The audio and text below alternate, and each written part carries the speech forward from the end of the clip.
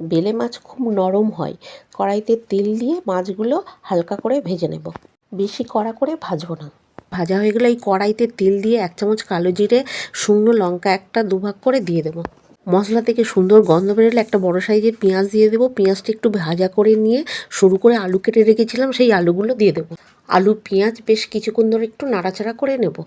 এদিকে 2 চামচ সর্ষে বেটে রেখেছিলাম, তার মধ্যে দেবো স্বাদ মতো নুন, স্বাদ মতো লঙ্কা আর 1 চামচ হলুদ গুঁড়ো দিয়ে ভালো করে মিশিয়ে নেব।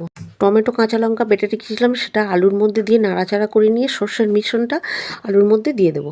সর্ষের মিশ্রণের বাটির মধ্যে একটু জল দিয়ে সেই জলটাও আলুর মধ্যে দিয়ে দেবো।